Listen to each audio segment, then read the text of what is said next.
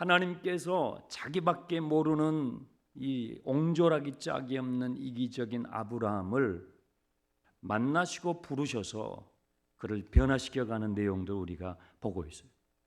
그에게 꿈을 주셔요. 꿈을 잃어버리는 75세, 자손이 없어요. 물리적으로는 이제 자녀를 가질 수가 없어요.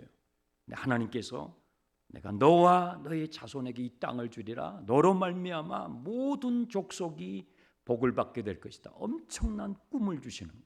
하나님은 꿈을 주시는 하나님이세요. 여러분 꿈을 가지시기 바랍니다. 죽는 꿈이 아니고 사는 꿈을, 죽이는 꿈이 아니고 살리는 꿈을, 죽음의 꿈이 아니고 부활의 꿈을 꾸시길 축원합니다. 그것이 하나님의 꿈이죠. 하나님의 꿈. 아브라함이 이 하나님의 꿈을 키워갈 때에 우리가 13장에서 보았던 것처럼 그의 시야를 하나님이 넓혀주셔요. 13장 14절에 롯이 아브라함을 떠난 후에 여호와께서 아브라함에게 이르시되 너는 눈을 들어, 그렇죠? 눈을 들어 너 있는 곳에서 북쪽, 남쪽, 동쪽, 서쪽을 바라보라. 시야. 우리 신앙생활에서 아니 인생을 살아가면서 우리의 시야가 좁으면요 그것밖에 선택할 수가 없어요. 왜 나는 그때에 그렇게 선택했는가? 그것밖에 볼 수 없었어요. 시야가 좁으면 그 정도밖에 선택할 수가 없는 거예요. 하나님께서 이 아브라함의 시야를 넓혀주시고 너는 눈을 들어 너 있는 곳에서 동서남북을 바라보라. 너가 보는 곳을 내가 너와 내 자손에게 주리라. 하나님께서 꿈을 키워주실 때에 우리 시야를 확장시켜 주시는 것입니다. 그런데 너 있는 곳에서 보라고 그래요. 너 있는 곳에서 보죠. 그래서 여러분이 있는 자리가 참 중요하다는 걸 아세요? 여러분 가정의 달에 어린이들 여러분 자녀들에게 학교 갈 때에 학원 갈 때에 야 학교 가서 열심히 공부했으면 좋겠다. 이게 다 부모의 마음이에요. 부모들은 공부 열심히 안 했거든요. 그래도 내 자식에 대한 기대죠. 열심히 했으면 좋겠다. 또 학원 가면 내 자녀가 열심히 앞자리에 와가지고 선생님이 해주시는 말씀을 잘 듣고 실력이 잘 자랐으면 하는 마음을 다 가져요. 그런데 신앙생활을 할 때에는 우리가 앞좌석 안 앉아요. 뒷좌석 앉아요. 그래서 자녀들이 우리가 신앙생활하는 것과 그리고 가정에서의 우리 부모님들의 말이 이 엇박자가 나오는 것 때문에 헷갈린단 말이에요. 너가 있는 자리에서 동서남북을 바라보라. 내가 지금 앉아있는 자리, 내가 살아가는 자리, 그 자리에서 보는 거예요. 저는 지금도 외국인 분들을 이렇게 보면 아까 우리 형제님도 오셨는데요. 잘 적응할 수 있기를 기도하겠습니다. 제가 미국에 가서 이 영어도 안 된 제가 이제 공부를 하게 되는데요. 너무 막막한 거예요. 목회만 열심히 하다가 주님이 기회를 주셔가지고 공부하러 갔잖아요. 너무 걱정이 되는 거예요. 주님 제가 어떻게 할까요? 어떻게 이 졸업을 할 수 있죠? 졸업을 해야 되겠는데요. 주님 도와주세요. 기도를 하는데 기도할 때마다 주님이 저에게 이렇게 감동을 주시는 거예요. 여러분 기도하면요 감동을 주셔요. 하나님 살아계십니다. 어떤 감동을 주시냐면 너 앞좌석에 앉으라는 거예요. 아니 지금 말도 못해가지고 교수님하고 눈 맞추는 것도 겁이 나고 앞좌석에 앉으면 혹시 질문이라도 하면 이게 무슨 망신입니까? 국제적 나라 망신입니다. 그런데 자꾸 기도하면 그 감동을 주시는 거야. 너가 졸업하려면 내가 너한테 주는 그 감동대로 한번 해봐. 그래서 앞으로 오는데요. 저 뒤에 있다가 앞으로 오는데 정말 쉽지 않아요. 여러분 예배 드리실 때 여러분이 앉으시는 자리가 있잖아요. 그 앉으시는 자리를 한 칸 움직이는 게 굉장히 어려워요. 그래서 제가 이런 메시지를 여러분 나눌 기회가 없으면 처음 첫날 교회 오셔가지고 앉았던 그 자리가 평생 하늘나라 가실 때까지 그 자리에 앉을 수가 있어요.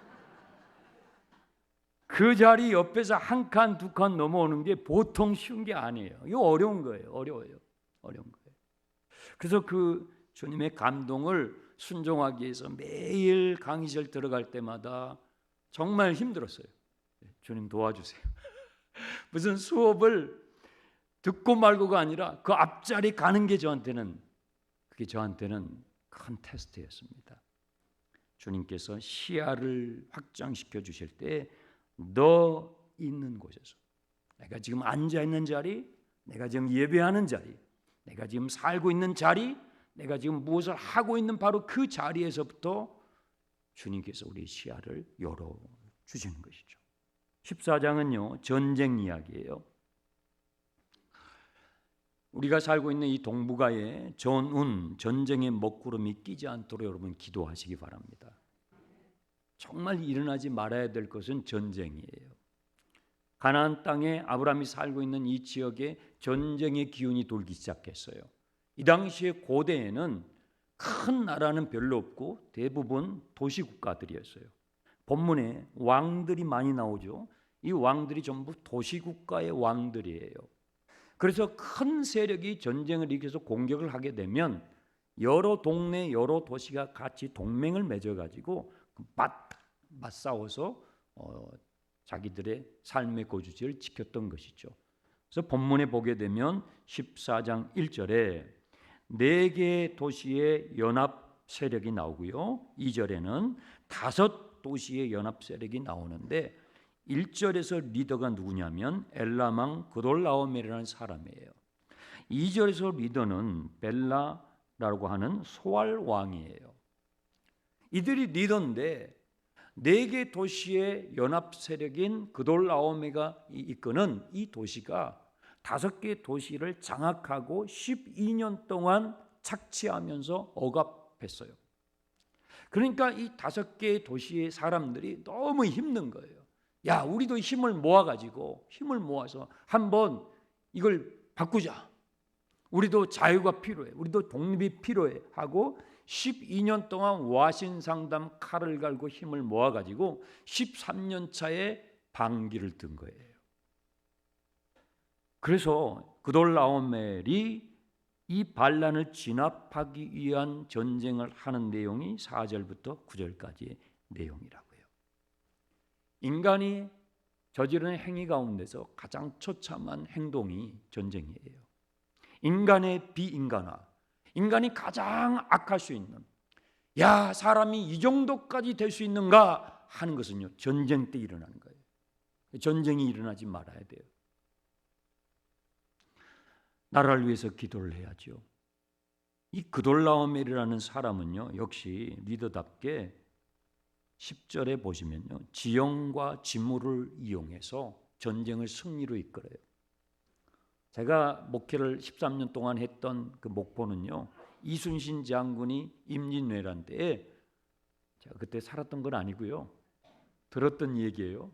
그 앞에 이렇게 지나다니면서 싸우셨대요. 그 유적지가 있어요. 그런데 이순신 장군이 당시에는 왜군이라고 불렀던 일본군을 붙었다면 이기는 거예요.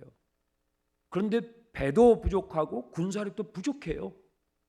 부족한데 이기는 거예요. 그것은 지형과 지물을 사용하는 이 전략과 전술이 탁월했던 것입니다. 바로 그돌라오멜이 그와 같이 전쟁을 수행을 해가지고 승리했어요. 전쟁을 하게 되면 이긴 이 국가는 많은 전리품을 얻지만 이 패배하게 되면 굉장한 대가를 지불해야 되거든요. 그 내용이 11절부터 나옵니다.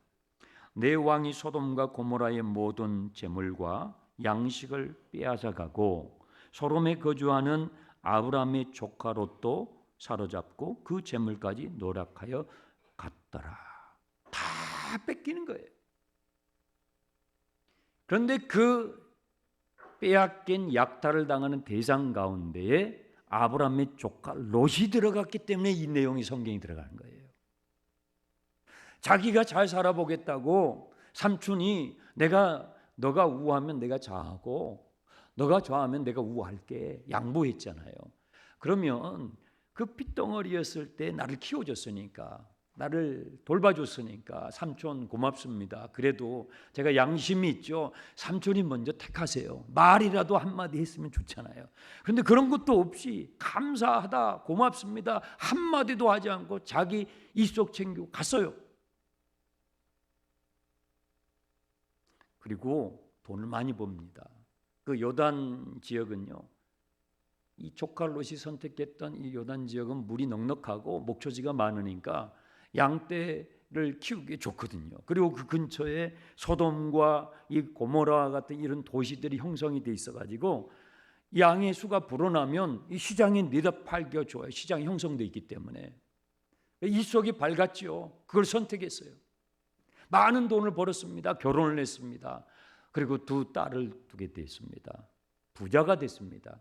그 도시에 상당히 입지를 다진 리더급의 사람이 되었습니다. 그런데 전쟁이 터진 거예요. 다 뺏기게 된 거예요. 끌려가 포로가 된 거예요. 자, 이 소식을 아브라함이 듣게 됐어요. 여러분이 아브라함이었으면 기분이 어땠을 것 같아요? 기분이 너무 좋았을 거예요. 야, 고소하다. 그놈 나한테 고맙단 말 한마디도 안 하고 그냥 가더니 자기 속만 챙기더니 너무 잘 돼서 고소해. 맛 좀 봐라. 그런 분들이 많았을 거예요. 그런데 아브라함을 보세요. 아브라함은 이제 반응하는 게 달라지기 시작했단 말이에요. 13절이에요. 도망하는 자가 와서 히브리 사람 아브라함에게 알리니 그때 아브라함이 아모리 족속 마므레의 상수리 숲불 근처에 거주하였더라. 마므리는 에스골의 형제요 또 아넬의 형제라 이들은 아브라함과 동맹한 사이였는데요. 아브라함이 그 조카가 사로잡혔음을 듣고 보세요. 집에서 길리고 훈련된 318명을 거느리고 쫓아갔다는 거예요. 있을 수 없는 반응이에요. 아브라함이 애굽에 내려갈 때 기근이 들어서 흉년이 들어서 내려갈 때는 자기밖에 몰랐어요. 자기 와이프의 안전도 보장하지 않았어요. 나부터 챙겼던 사람이에요. 조카요? 조카는 어림도 없어요. 그런데 조카가 어렵게 됐다, 포로가 됐다, 끌려가고 있다는 소식을 듣자 지체하지 않고 계산하지 않고 쫓아갔다는 거예요. 이 변화예요. 여러분 예수를 믿으면 변화가 일어나야 하는 것입니다. 일어나게 돼 있어요. 죽었던 내 영이 여러분의 영이 살아나요. 이게 중생 거듭남이라는 거예요. 사람에게는 다 영혼이 있습니다. 죄를 지으면요 가장 먼저 죽는 게 여러분의 영혼이에요. 영혼이 죽으면 증상이 뭐냐면 하나님을 알지 못해요. 하나님 없이 살게 돼요. 내가 왜 왔는지, 내가 왜 사는지, 내가 어떻게 살아야 되는지, 살다가 어떻게 되는지 전혀 몰라요. 여러분 인간의 존재가 인간의 근원이 뿌리가 하나님이시기 때문에 그 뿌리를 그 출발점을 알지 못하면 내 존재의 출발점을 알지 못하면 그 다음은요 해석이 안 되는 거예요. 방황하며 살게 되는 거예요. 그런데 거듭나게 되면 내 영이 살아나서 복음을 듣고 살아나게 되면 아 하나님이 계시구나. 아 하나님이 정말로 살아계시는구나. 아브라함이 그것을 경험하기 시작해요. 하나님의 살아계심과 하나님의 존재를 경험하기 시작해요. 그가 애굽에 갔을 때 자기의 잘못된 선택으로 말미암아 이제는 피할 수 없는 애굽의 포로 같은 신세가 되고 말았어요. 자기 힘으로는 빠져나갈 수 없어요. 그런데 하나님께서 개입하셔가지고 초자연적으로 애굽에서 나오는 출애굽의 경험을 해요. 이 개인적인 아브라함의 출애굽의 경험이 나중에 그의 후손인 이스라엘 전체의 경험이 돼요. 신기하죠. 여러분 참 신기한 게 부모의 경험이요 자식의 경험이 돼요. 이 영적인 원리가 참 신기합니다. 담임 목사의 경험이요 교회의 경험이 돼요. 가장의 경험이요 그 가정의 경험이 된다니까요. 이게 영적인 흐름이에요. 영적인 원리가 그래요. 아브라함의 경험이 아브라함 개인이 출애굽을 경험하는데 나중에 이스라엘 후손들이 나오잖아요. 그의 후손들이 나오는데 출애굽의 경험을 하게 되는 거예요. 모든 그리스도인은 출애굽의 경험을 합니다. 그 경험을 통해서 아브라함이 알게 된 것은요, 하나님이 살아계신다. 여러분, 하나님 살아계셔요. 하나님이 살아계시는 걸 경험하게 됩니다. 하나님을 인식하기 시작하는 거예요. 눈에 보이지 않지만 나의 존재를 지으시고 창조하신, 내가 하나님의 형상이구나. 내가 그 무생물이 진화해 가지고 되지도 않는 그런 존재가 아니고, 그냥 막 던져진 그런 존재가 아니고, 나는 정말 하나님의 형상으로 창조된 존재구나. 하나님이 살아계시는가를 알게 되면서 이 아브라함이요, 변화되어 가는 모습을 우리가 확인하는 거예요. 마음의 씀씀이가 달라요. 보는 시야가 넓어지는 거예요. 반응하는 것이 달라요. 어려움을 당하는 이 조카의 소식을 듣자마자 쫓아가는 거예요. 아브라함은 밤을 이용해서 15절에요, 야음을 이용해서 기습을 합니다. 그는 군사적인 지식이나 전략과 전술이 뛰어나지 않았겠죠. 훈련된 어떤 군인이 아니죠. 그래서 밤중에 야음을 사용해서 기습을 합니다. 이런 용기, 이런 담대함, 여러분, 이런 용기와 담대함이 하나님을 의식하는 사람에게 주어지는 복인 것입니다. 저와 여러분에게 그 은혜가 있기를 축원합니다. 빼앗겼던 것을 다 찾아왔어요. 16절, 모든 빼앗겼던 재물과 자기의 조카 롯과 그의 재물과 또 부녀와 친척을 다 찾아왔더라. 다 찾아왔어요. 여러분, 마귀에게 빼앗긴 것들을 다 찾게 되길 축복합니다. 마귀는요, 요한복음 10장에서 주님께서 뭐라고 말씀하셨냐면, 마귀는 빼앗는 자인데 도둑이 오는 것은 도둑질하고 빼앗고 망하게 하기 위함이지만 내가 온 것은 양으로 생명을 얻게 하고 그의 삶을 더 풍성케 하려 함이니라. 주님께서 마귀를 빼앗는 자라고 말씀했어요. 도둑이라고 말씀했어요. 여러분, 도둑이 도둑질을 하러 와요. 그러면 뭘 도둑질하러 가겠어요?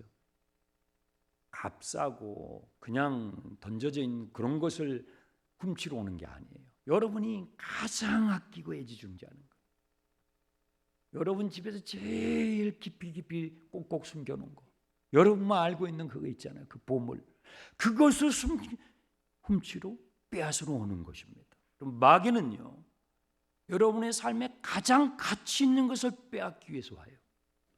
실제로 마귀는 존재해요. 실제로 악한 영이 존재해요. 저는 목회를 하면서 그런 것들을 경험해요. 성경이 정말 사실이구나. 사실이니까 예수를 믿게 됐죠. 사실이니까 여기 있는 거예요. 예수 믿는 사람이 제일 어리석다고 제가 생각했던 적이 있어요. 안 믿었을 때요. 하나님 모를 때요. 사실이에요, 사실이에요. 마귀가 진짜 있어요. 마귀는 저와 여러분의 인생의 가장 가치 있는, 여러분 삶의 기쁨을 빼앗아가요. 삶의 가치를 빼앗아가요. 삶의 의미를 빼앗아가요. 삶의 방향을 빼앗아가요. 방향을 잃어버리니까 어른들도 방황하는 거예요. 어떻게 살아야 될지 모르는 거예요. 뭘 선택해야 할지 모르는 거예요. 많이 배웠어도 많이 가졌어도 사회에서 위치가 있어도 마귀는요, 여러분이 소중하던 걸 다 빼앗아가는 거예요. 그런데 예수님이 왜 오신 줄 아십니까? 왜 예수님이 십자가에서 죽으신 줄 아십니까? 마귀가 여러분의 인생에서 빼앗아간 것들을 다시 되찾을 수 있도록, 합법적으로 되찾을 수 있도록 주님이 십자가에서 대가를 지불하시고 이제 예수 그리스도의 이름으로 마귀를 대적해서 마귀가 뺏어갔던 그것들을 다 되찾을 수 있도록 주님이 오신 것입니다. 마귀가 온 것은 도둑질하고 빼앗고 너희 인생을 망하게 하려 함이지만 내가 온 것은 너희로 생명을 얻게 하고 너희로 풍성케 하기 위함이라고 주님이 가르쳐 주신 것이죠. 우리 주 예수 그리스도의 이름으로 마귀에게 빼앗긴 것들 다 되찾기를 축원합니다. 어떤 분은요, 마귀에게 믿음을 빼앗겼어요. 어떤 분은 한 주간을 살면서 마귀에게 소망을 빼앗겨요. 희망이 없어요. 어떤 분은 한 주간을 살면서 사랑을 빼앗겼어요. 사랑하고 싶지 않아요. 사랑할 힘이 없어요. 어떤 분은 마귀에게 거룩을 빼앗기죠. 어떤 분은 마귀에게 정직을 빼앗겨요. 자꾸 거짓을 하게 돼요. 어떤 분은 마귀에게 건강을 빼앗겨요. 어떤 분은 마귀에게 시간을 빼앗겨요. 어떤 분은 마귀에게 물질을 빼앗기죠. 어떤 분은 마귀에게 열정을 빼앗겨요. 열정이 사라졌어요. 어떤 분은 마귀에게 꿈을 빼앗기는 거예요. 꿈을 잃어버린 시대죠. 여러분, 꿈은 어린아이들만 필요한 게 아니에요. 어린이날 아니에요. 어른들도 필요해요. 75세의 아브라함에게 하나님이 꿈을 주시잖아요. 마귀가 뺏어간 거예요. 여러분, 예수 그리스도의 이름의 권세로 마귀가 여러분의 인생에서 도둑질해 간 것, 훔쳐간 것, 빼앗아간 것들을 찾으시길 축원합니다. 그런데 이 하나님의 말씀은요, 읽고 듣고 그걸로 끝나면 안 돼요. 그러면 여러분께 안 돼요. 여러분들이 읽고 듣고 그 다음에 여러분의 삶의 그 영역을 이걸 끌고 와야 돼요. 이걸 적용이라고 그래요. 어플라이라고 그러죠. 적용을 해야 돼요. 적용을 해야 내 것이 되는 거예요. 한번 따라서 해보세요. 너 마귀야. 여러분, 싸울 때에 막 이렇게 얌전하게 아우 마귀님 주세요 뭐 이렇게 안 하잖아요. 그렇게 하면 주겠습니까? 싸움이에요. 너 마귀야 이렇게 해야 되는 거예요. 여러분, 기도할 때 실제 여러분의 기도를 막고 방해하는 악한 영이 바로 와 있어요. 여러분이 입을 막는 거 아세요? 기도할 때 입이 열리지 않아요. 왜 그래요? 마귀가 여러분 입을 잡아요. 기도가 안 나오게 해요. 찬양이 안 나와요. 말씀을 못 듣게 해요. 주님이 그랬잖아요. 주님이 하나님 나라의 복음을 뿌릴 때에, 전해줄 때에 마귀가 와서 듣지 못하게 한다고 그랬잖아요. 여러분, 들리는 은혜가 있길 바랍니다. 하나님의 말씀이 들려야 되는 거예요. 여러분, 믿음은 들으면서 나는 것입니다. 주님의 말씀이 막 쏙쏙쏙 들어와요. 내 이야기네. 아브라함의 이야기인데 내 이야기처럼 들려줘야 돼요. 성령이 역사하시는 거예요. 마귀가 듣지 못하게 방해하거든요. 그래서 이 싸울 때 진짜 싸우듯이 해야 돼요. 자, 여러분 앞에 마귀가 있다고 생각하세요. 너 마귀야. 내 인생에서 빼앗아간 것들을 썩 내놓을지어다. 그렇게 기도해야 돼요.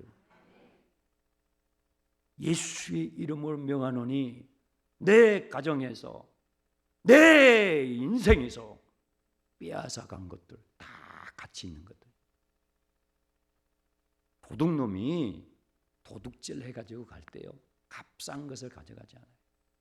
오늘 여러분이 하루를 살아갈 게 너무 필요한 것, 가장 필요한 그것만 가져가는 거예요. 그런데 예수 그리스도의 이름의 권세를 사용하게 되면 마귀가 가지고 간 것들을 다 되찾아오게 되는 것입니다. 아브라함이 빼앗겼던 것들을 다 찾아왔어요. 바로 이것이 그리스도 예수 안에 우리에게 허락하신 축복인 것입니다. 17절 이하의 말씀은 제가 다음 시간에 나누도록 하겠습니다. 말씀을 마무리하겠습니다. 아브라함이 빼앗겼던 것들 되찾기 위해서 함께했던 사람들이 14절에 몇 명이죠? 318명이에요. 그런데 이 318명이 누구냐면 그 앞에 이렇게 부연 설명이 되어 있어요. 집에서 길리고 훈련된 자예요.